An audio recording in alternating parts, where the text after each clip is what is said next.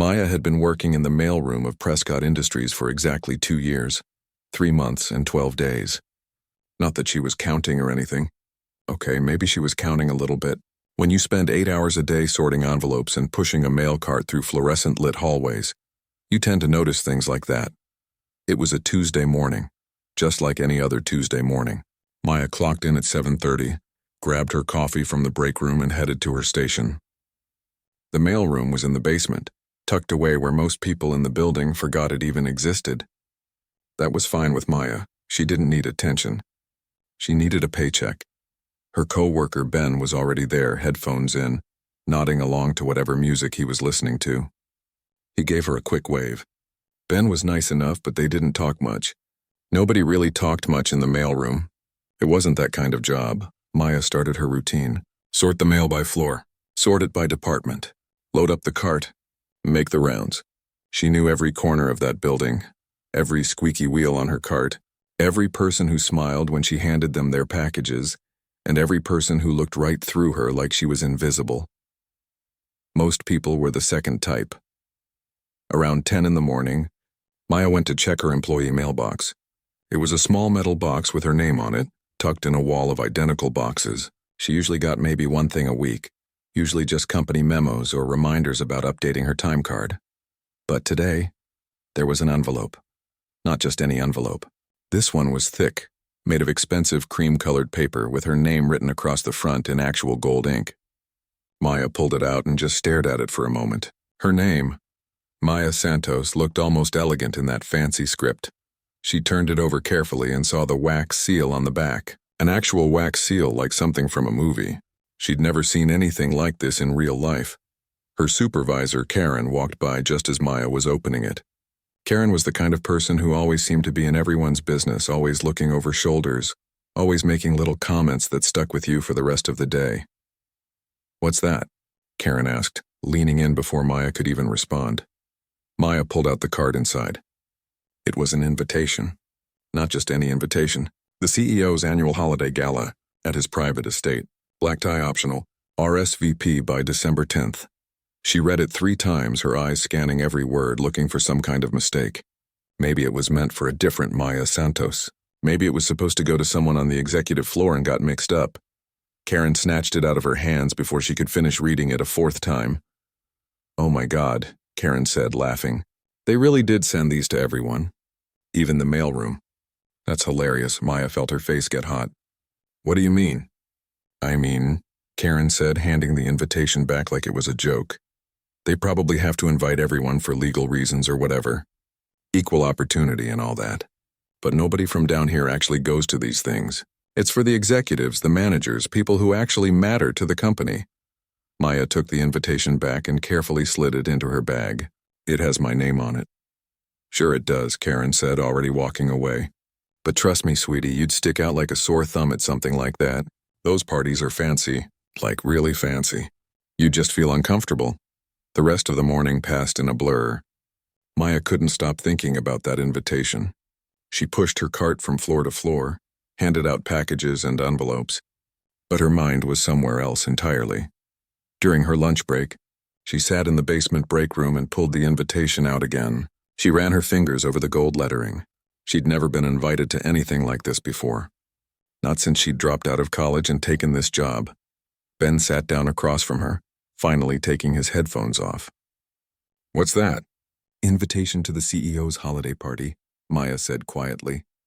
Ben's eyebrows went up. "Oh yeah, I got one of those too. Threw mine in the trash. Why?" He shrugged. "Because it's not for us. It's just a thing they do. They invite everyone, but it's really just for the people upstairs. The executives and their wives and girlfriends. The people who play golf together and go on cruises. Not the people who sort their mail." Maya looked down at the invitation again. "But what if I wanted to go?" Ben gave her a look like she'd just suggested jumping off a bridge. "Why would you want to do that? So you can stand around while everyone ignores you? So you can watch rich people drink expensive wine and talk about their stock portfolios?" "I don't know," Maya said. And that was the truth. She didn't know why she wanted to go. Maybe it was because nobody expected her to. Maybe it was because Karen had laughed at the idea. Maybe it was because she'd been invisible for so long that she wanted to exist. Just for one night in a space where people might actually see her. That evening, instead of going straight home, Maya stopped at the department store downtown. She had some money saved up. Not a lot, but enough. She'd been saving for months now, thinking maybe she'd use it for a vacation someday, or maybe to finally fix her car's broken air conditioning. But standing in that store, looking at the racks of dresses, she made a decision. The dress she chose was simple. Black, because that seemed safe. Not too fancy, not too plain. It fit her perfectly, which felt like a small miracle. She also bought a pair of shoes that didn't hurt too much when she walked, and a small clutch purse because the invitation said it was black tie optional, and she figured that meant she couldn't just bring her regular backpack. The total came to more than she'd planned to spend. But when she looked at herself in the dressing room mirror, she almost didn't recognize the person staring back at her. She looked like someone who might belong at a fancy party. Maybe. The next day at work, she made the mistake of mentioning her purchase to a few people. Word spread fast in an office building. By afternoon, half the third floor seemed to know that the girl from the mailroom was planning to attend the CEO's gala. Rachel from Human Resources actually laughed out loud when she heard. "You're not seriously going, are you? I mean, no offense, but those parties are pretty exclusive. It's mostly for networking, executive-level stuff. You'd probably just feel out of place." Tony from finance was even less subtle. "I didn't know they were letting just anyone come now. Next year they'll probably invite the janitors too." Every comment felt like a little paper cut. Small, but they added up. Maya went home that night and hung the dress in her closet. She stared at it for a long time, wondering if everyone was right. Maybe she would just embarrass herself. Maybe she should return the dress and forget the whole thing. But then she thought about the last 2 years of her life. Working in the basement, being invisible, walking through hallways where people looked right through her, going home to her small apartment where she lived alone, ate dinner alone, went to bed alone. When was the last time she'd done something just because she wanted to? When was the last time she'd taken a chance on anything? She left the dress hanging in the closet. The party was in 3 days and Maya Santos had decided she was going. The night of the party arrived faster than Maya expected. She spent an hour getting ready, which was about 50 minutes longer than she usually spent on her appearance. Her hands shook a little as she applied makeup, something she rarely wore to work. The black dress fit just as well as it had in the store, but now, standing in her small bathroom mirror, she felt ridiculous. What was she doing? She worked in a mailroom. She sorted envelopes. She pushed a cart. Why did she think she belonged at a CEO's mansion? But she'd already bought the dress. Already RSVP'd, yes. And somewhere deep inside, beneath all the doubt and fear, there was a tiny voice that said maybe, just maybe, she deserved one nice night. The CEO's estate was in the hills about 40 minutes outside the city. Maya's old car rattled the whole way there, and she prayed it wouldn't break down. That would be perfect, wouldn't it? Stranded on the side of the road in a fancy dress with nowhere to go. But the car made it. She turned onto a private road lined with trees wrapped in tiny white lights. Other cars passed her, expensive ones. A Mercedes, a BMW. Something sleek and black that she couldn't even identify. Her beat-up sedan looked like it had wandered onto the wrong planet. The mansion appeared at the end of the driveway like something from a magazine. It was huge, with white columns and massive windows glowing with warm light. Valet attendants in white jackets stood at the entrance, opening car doors and handing out tickets. Maya pulled up and an attendant opened her door. She stepped out, wobbling slightly in her new shoes, and handed him her keys. He didn't say anything, just gave her a ticket and drove her car away to park it somewhere she couldn't see. For a moment, she just stood there looking up at the house. She could still leave. She could ask for her car back and drive home and nobody would ever know she'd been here. Instead, she took a deep breath and walked toward the entrance. The inside was even more overwhelming than the outside. A massive chandelier hung in the entryway, crystal teardrops catching the light and throwing tiny rainbows across the marble floor. To her left, she could hear music, a string quartet playing something classical and beautiful. To her right, waiters in crisp uniforms carried trays of champagne and appetizers that looked more like tiny pieces of art than food. Maya accepted a glass of champagne from a passing waiter, just to have something to hold. She'd never really liked champagne, but it seemed like what you were supposed to do at a party like this. She made her way into the main room and immediately felt every eye turn toward her. Probably not true, probably just her imagination, but it felt real. The room was full of people in designer dresses and expensive suits. The women wore jewelry that probably cost more than Maya made in a year. The men had watches that gleamed on their wrists like small treasures. And then she saw them. People from her building. Karen from the mailroom was there, wearing a dress that looked like she'd tried way too hard. She was talking to someone Maya didn't recognize, probably lying about what she actually did at the company. Rachel from Human Resources stood near the bar with a group of other women, all of them laughing at something. She wore a red dress that probably came from one of those stores Maya had only ever walked past, never into, and then Rachel saw her. Maya watched as Rachel's eyes went wide, then as she leaned over and whispered something to the woman next to her, that woman looked over at Maya, then whispered to someone else. Like dominoes falling one after another, Rachel walked over, her heels clicking on the marble floor. She had a smile on her face, but it wasn't a friendly one. "Oh my God, you actually came," Rachel said, looking Maya up and down like she was examining something in a store window. "That's so brave of you." The way she said brave made it clear she meant something else entirely. "I was invited," Maya said quietly, taking a sip of champagne she didn't want. "Well, yeah, we were all invited," Rachel said. "But most people know which invitations are real and which ones are just, for show." She turned to the women behind her. "This is Maya. She works in the mailroom." The women smiled politely, but Maya could see it in their eyes. They were already dismissing her, already deciding she didn't matter. "That dress is cute," one of them said. "Is it from Target?" It wasn't. But Maya felt like even if she said where it was really from, it wouldn't matter. To these women, she'd always be the girl from the basement. "If you'll excuse me," Maya said, trying to move past them. But Rachel wasn't done. "Oh, don't run off. Stay and mingle. That's what these parties are for, right? Networking?" She said the word like it was a joke. Maya managed to escape and made her way toward the far side of the room, where fewer people were gathered. She found a spot near a window and tried to make herself invisible, which was ironic considering she'd come here to be seen. As the night went on, it only got worse. Tony from finance walked by and did a double take when he saw her. "Whoa, I didn't expect to see you here. Did you get lost on the way to a different party?" His friends laughed like he'd said something hilarious. A woman in a silver gown actually asked Maya if she was part of the catering staff. When Maya said no, the woman looked confused, like she couldn't understand what else Maya could possibly be doing there. Karen found her near the appetizer table. "See?" she said, grabbing a shrimp from a passing tray. "I told you this wasn't really for us. These people, they're on a different level. We're just here to fill space." Maya wanted to leave. She wanted to find the valet, get her car, and drive home where she could take off this stupid dress and forget this whole night ever happened. Her face felt hot. Her chest felt tight. She'd spent money she didn't have on a dress for a party, where everyone treated her like she was invisible or, worse, like she was a joke. She was making her way toward the exit when she heard someone's voice over a microphone. "Good evening, everyone. Thank you all so much for coming." Maya turned. On a small stage at the front of the room stood James Prescott himself. The CEO. The man whose name was on the building where she worked, whose mail she sorted, whose existence was so far above hers that they'd never even been in the same room before.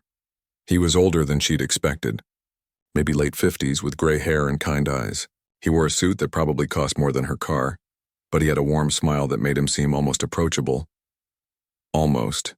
I hope you're all enjoying yourselves," he continued.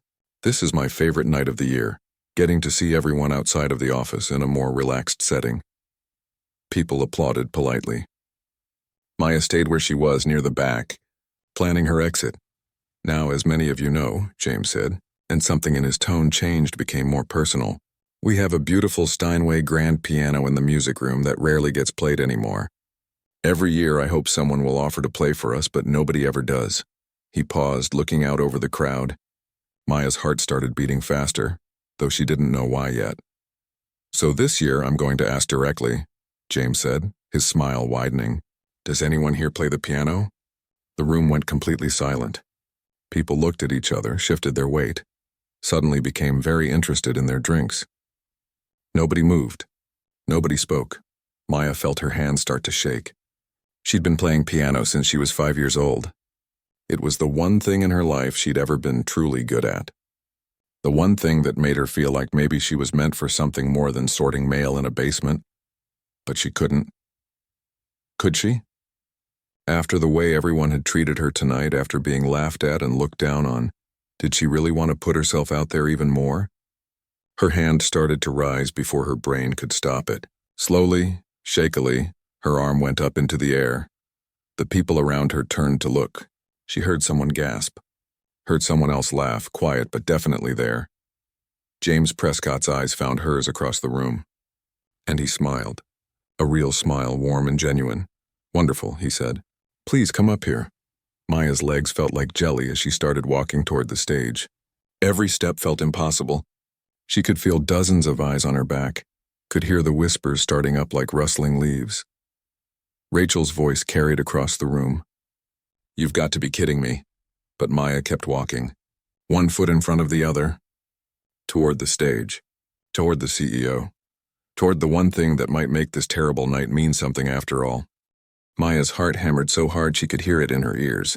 Every step toward the stage felt like walking through water. The room had gone quiet except for the whispers, and oh, there were plenty of whispers. She caught fragments as she passed. Is she serious? This is going to be embarrassing. Someone should stop her. But nobody did stop her. And she didn't stop herself. James Prescott waited at the edge of the small stage, his hand extended to help her up the 2 steps.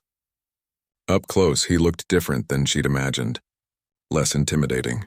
There were smile lines around his eyes, and when he took her hand to steady her, his grip was gentle.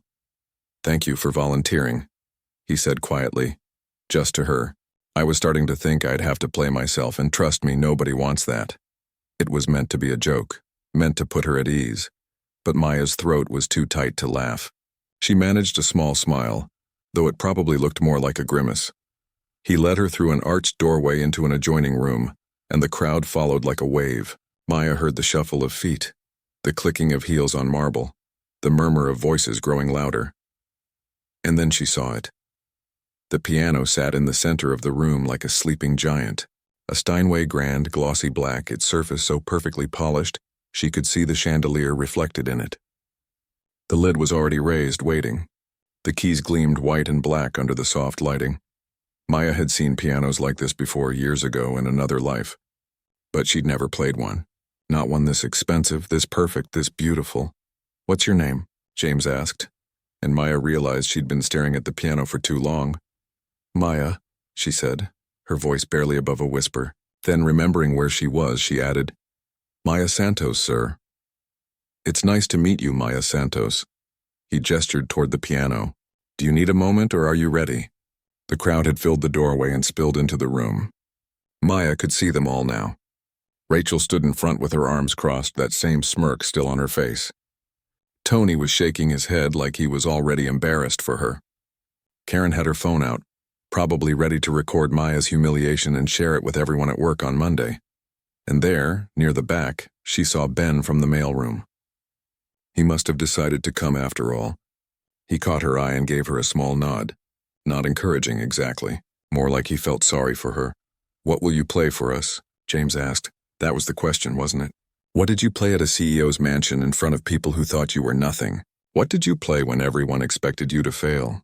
Maya walked slowly to the piano bench and sat down. The leather was soft, worn smooth by whoever used to play here. She adjusted her position, her fingers hovering over the keys.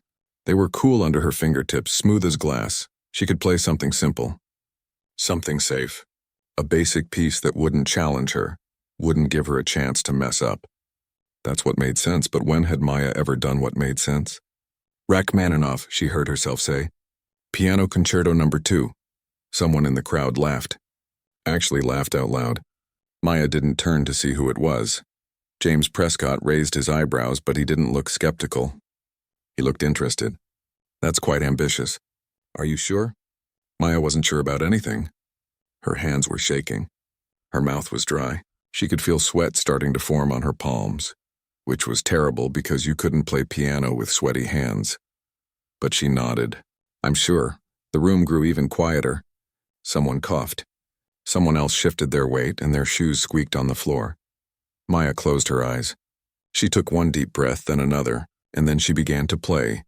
The opening notes were soft, gentle, almost hesitant. Her fingers found the keys like coming home. Muscle memory taking over where conscious thought failed. The melody started to build, slowly, carefully, each note leading to the next.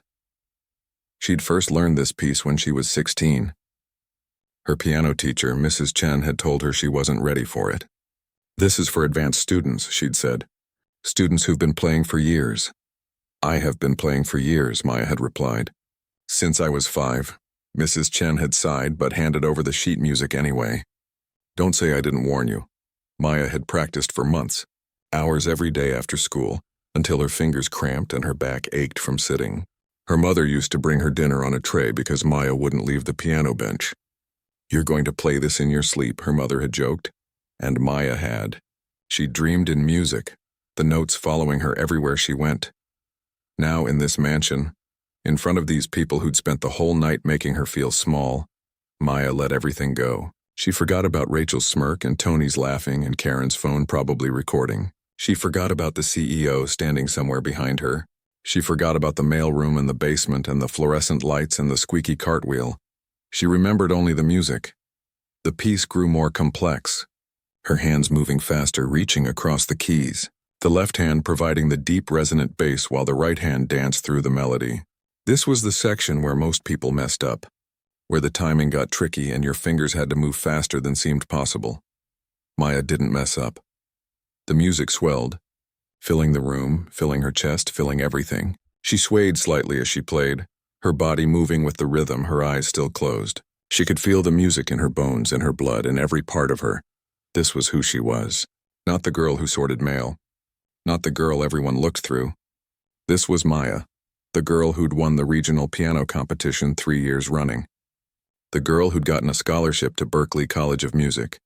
The girl who'd dreamed of playing in concert halls. The girl she'd forgotten existed. Her fingers flew across the keys, hitting every note with precision and passion. The difficult runs that had taken her weeks to master years ago came out perfectly. The soft sections were delicate as whispers. The loud sections thundered through the room. She reached the climax of the piece, the moment where everything came together, where all the different melodies and rhythms merged into something overwhelming and beautiful and heartbreaking all at once. And then, slowly, gently, she brought it back down. The ending was quiet, contemplative, like a question being asked. Her fingers played the final notes, soft and clear and perfect. The last note hung in the air for a moment, vibrating, fading, disappearing into silence. Maya opened her eyes. She'd forgotten where she was. For a few seconds, she just stared at the keys, at her hands still resting on them, trembling slightly. Then she remembered. The mansion, the party, the people. She turned around slowly. The room was completely silent. Not a sound, not a breath. Everyone just stood there staring at her with expressions she couldn't quite read. And then James Prescott started clapping. It wasn't polite applause. It wasn't the kind of clapping you do because you're supposed to. His hands came together hard and loud, and there was something in his face that Maya had never seen directed at her before. Respect. The rest of the room erupted. Everyone was clapping, some people even cheering. Rachel's arms weren't crossed anymore. Tony's mouth was hanging open. Karen had lowered her phone. Maya stood up from the bench, her legs unsteady. She felt dizzy, lightheaded, like she'd just run a marathon. James walked toward her, and she saw something she didn't expect. There were tears in his eyes. Actual tears. "That was extraordinary," he said, his voice thick. "Where did you learn to play like that?" Maya's own eyes were burning. "I studied at Berklee College of Music, sir, for 2 years. But I had to drop out when my mother got sick.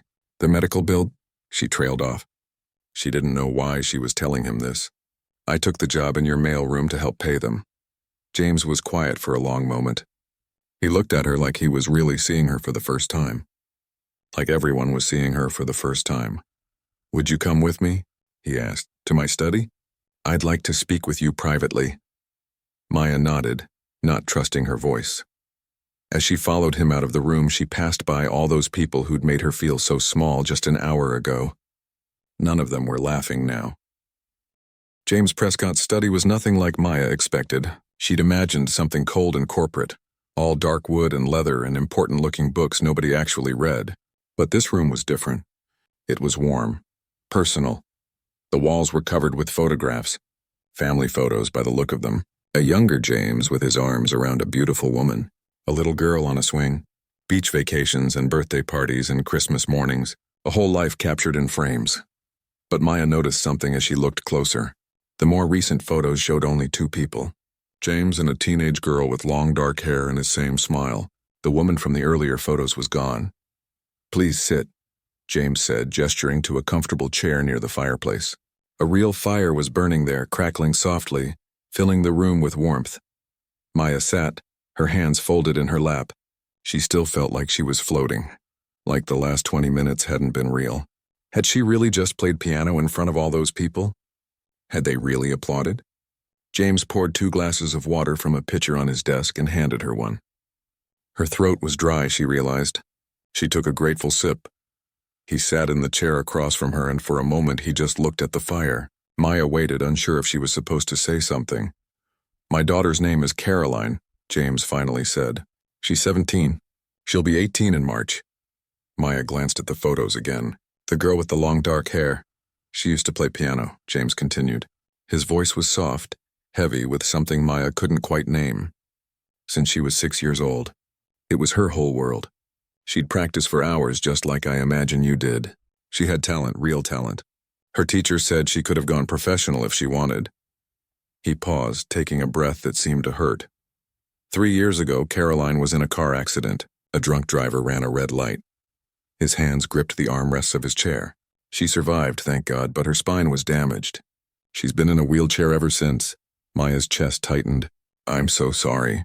James nodded, acknowledging her sympathy but not quite accepting it. The physical therapy was hard. The recovery was hard. But the hardest part was watching her give up on music. "We have a piano at home, a beautiful one. Better than the one you just played. She won't go near it, won't even talk about music. It's like that part of her died in the accident." He looked at Maya now, really looked at her, and she saw the desperation in his eyes. "I've tried everything," he said. "I've hired the best therapists, the best teachers. I've begged her, encouraged her, even gotten angry, which I'm not proud of. But nothing works. She's convinced that if she can't play the way she used to, standing at the piano, moving the pedals with her feet, then there's no point in playing at all." Maya understood without him having to say it. She'd felt that way when she had to leave Berkeley. If she couldn't have music the way she'd dreamed it, the big stages and the concert halls, then what was the point? "I've been searching for someone who could reach her," James said. "Someone who understands what music really means. Not just the technical side, but the emotional side. The soul of it." He leaned forward. "When you played tonight, I heard something I haven't heard in years. Passion, real, genuine passion. You weren't playing to impress anyone. You were playing because you had to." Maya felt tears prickling her eyes. Nobody had understood that about her music before. Not even Mrs. Chen, as wonderful as she'd been. "Would you consider meeting Caroline?" James asked. "Maybe giving her lessons? I know it's a strange request and I'll pay you well for your time.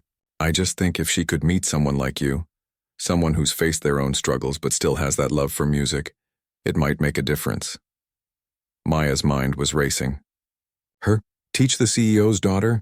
A girl who'd lost everything and given up hope? "I'm not a teacher," Maya said quietly. "I mean, I've never taught anyone before. I don't know if I'd be any good at it." "You don't need to be a traditional teacher," James said. "You just need to be yourself. Show her that music can still exist even when life doesn't go the way you planned." The words hit Maya harder than she expected. Music can still exist even when life doesn't go the way you planned. Is that what she'd been doing? Letting her music die because she couldn't have it the exact way she'd imagined? "There's something else," James said, and his tone shifted slightly. "I'm also going to be speaking with our Human Resources Department first thing Monday morning. Someone with your education and your talent shouldn't be working in the mailroom." Maya's heart jumped. "Sir, I appreciate that, but I don't want charity. I don't want people thinking I got promoted just because I played piano at your party." "It's not charity," James said firmly. "It's recognizing potential that's been wasted.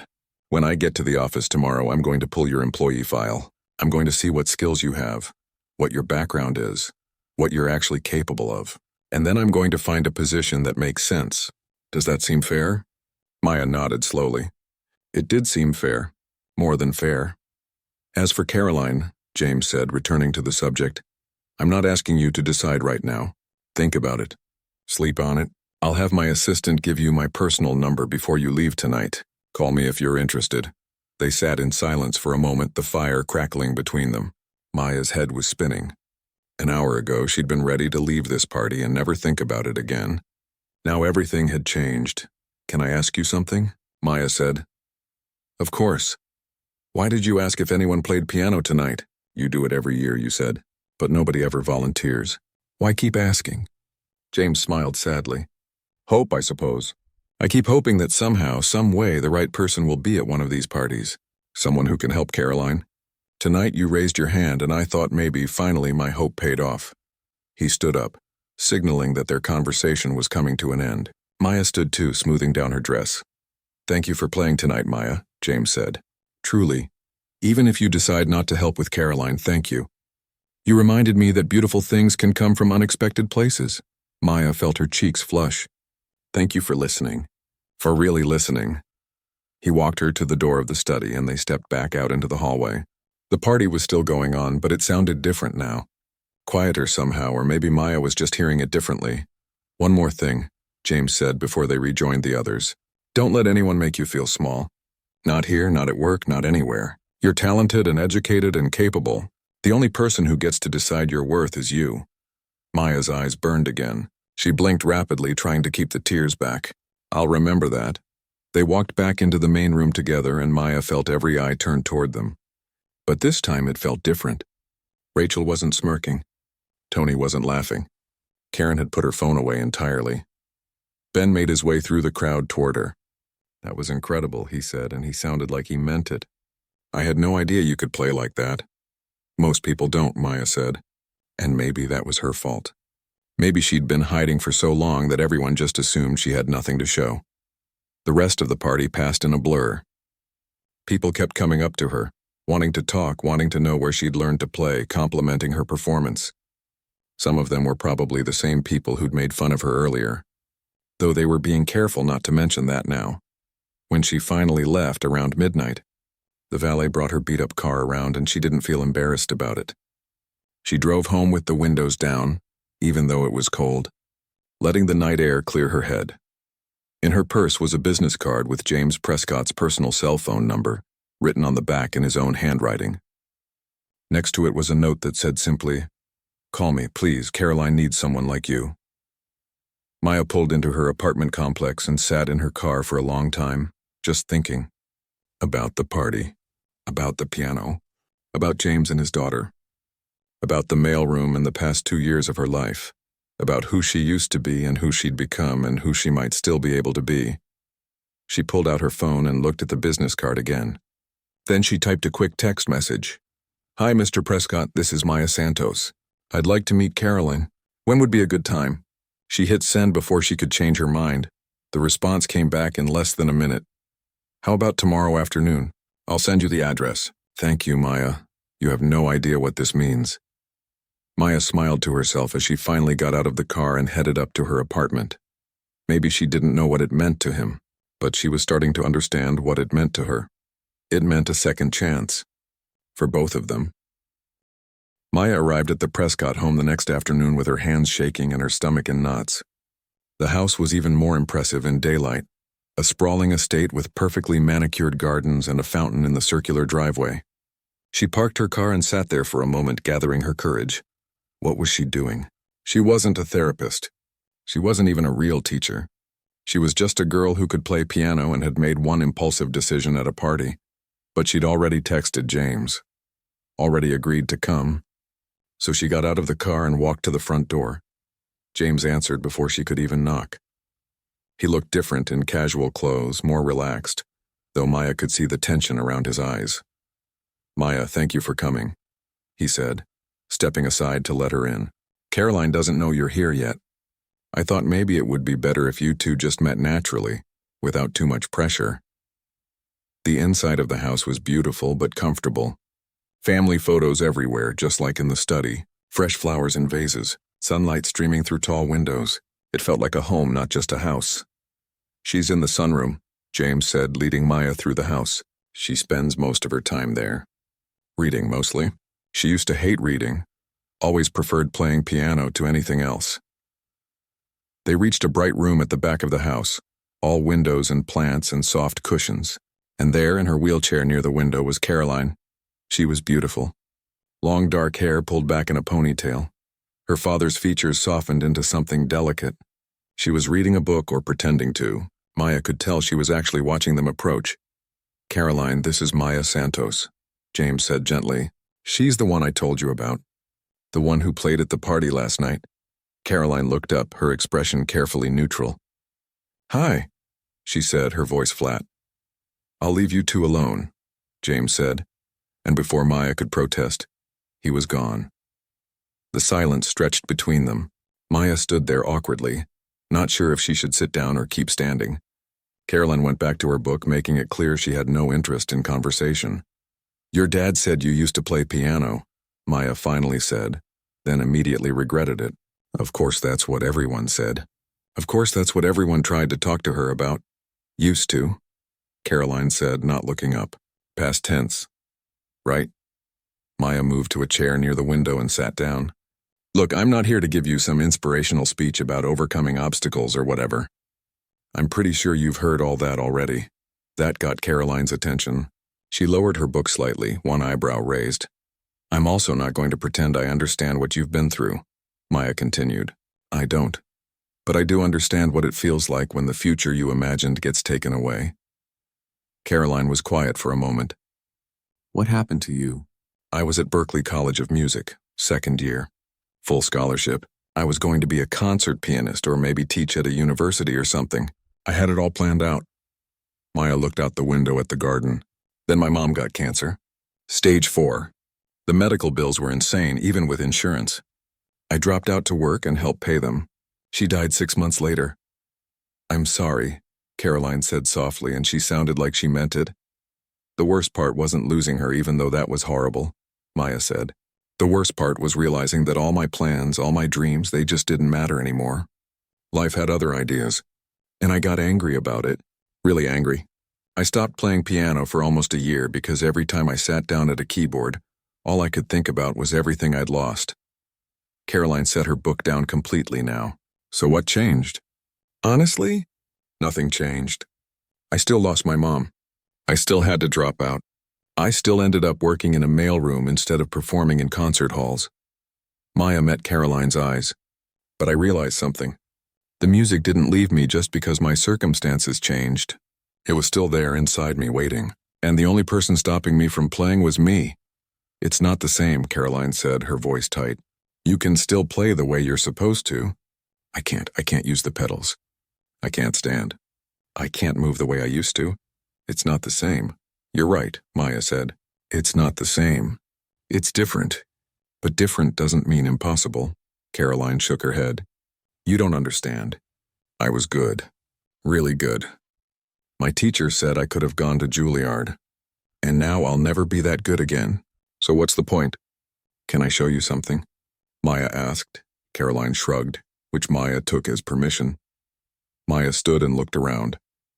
"Is there a piano here?" "In the living room," Caroline said quietly. "But I don't want to go in there." "That's okay. You don't have to." Maya pulled out her phone and searched for something. Then she turned the screen toward Caroline. "Watch this."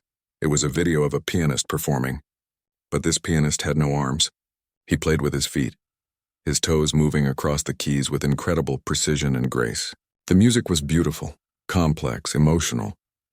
Caroline watched in silence, her eyes fixed on the screen. "His name is Liu Wei," Maya said. "He lost both arms in an electrical accident when he was 10. He taught himself to play piano with his feet. He won China's Got Talent." Maya put her phone away. "I'm not saying you need to play with your feet. I'm saying that music finds a way if you let it."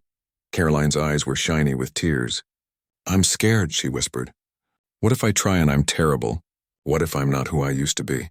"You're definitely not who you used to be," Maya said. "None of us are. We're all different people than we were yesterday, last year, 5 years ago. The question isn't whether you can be who you used to be. The question is whether you want to find out who you can become." They sat in silence for a long moment. Then Caroline took a shaky breath. "Will you play something for me?" she asked. "Here, I mean." "In the living room." I'll listen from here, but I want to hear it. Maya nodded. What do you want me to play? Anything. Something you love. Maya went to the living room and found the piano James had mentioned. It was even more beautiful than the one at the mansion. She sat down and thought about what to play. She chose something simple. Clair de Lune. Debussy. Something soft and sweet and full of longing. As she played, she heard movement behind her. She didn't turn around, didn't stop playing, but she knew Caroline had wheeled herself to the doorway. When Maya finished, the last notes fading into silence, Caroline spoke. Could you teach me how to use hand pedals? I read about them online. They're pedals you can operate with your hands instead of your feet. Maya turned around, smiling. I can do better than that. I'll help you figure out what works for you. Maybe hand pedals, maybe something else. We'll experiment. Caroline wiped her eyes. Okay, but just one lesson. To see if I even can anymore. Just one lesson, Maya agreed, knowing it wouldn't be just one. 6 months later, Maya walked into Prescott Industries wearing a new outfit and carrying a different kind of bag. No more mail cart. No more basement. She was the new director of Employee Development and Wellness Programs, a position James had created specifically for her. Her job was to identify employees whose talents were being wasted in positions below their potential and help them find better fits within the company. She'd already helped 3 people move into new roles. Ben from the mailroom was now in IT, where his natural tech skills were finally being used. A woman from the custodial staff who spoke 5 languages was now in international relations. A security guard with an accounting degree was working in finance. Maya took the elevator to the executive floor, something that still felt surreal. She had a meeting with James to discuss expanding the program to other departments. As she walked past the glass-walled conference room, she saw Rachel from HR inside, leading a presentation. Rachel caught her eye and gave a small, awkward wave. They'd never talked about the party. They didn't need to. After her meeting with James, Maya drove to his house for her weekly session with Caroline. They'd started with 1 lesson and it had turned into 3 per week. Caroline was playing again, really playing, her hands moving across the keys with increasing confidence. She'd even started composing her own music, pieces specifically written to work without foot pedals. They were different from anything she'd written before, she said. More mature, more real. Maya found Caroline already at the piano when she arrived, working through a new piece. You're early, Caroline said, smiling. I wanted to show you something before Dad gets home. She played a short composition, something haunting and beautiful. When she finished, she looked at Maya nervously. I'm calling it Second Chances, Caroline said. It's for you, for showing me that my story wasn't over. Maya felt tears spring to her eyes. It's beautiful. You know what the crazy thing is? Caroline said. I think I'm a better musician now than I was before. Not technically, maybe, but emotionally. I understand music differently now. I feel it more deeply, Maya nodded. She understood exactly what Caroline meant. That evening, Maya drove home to her apartment, the same small place she'd lived in for years. She was looking for something bigger now, something with room for a real piano. She could afford it with her new salary, but more than that, she could afford to dream again.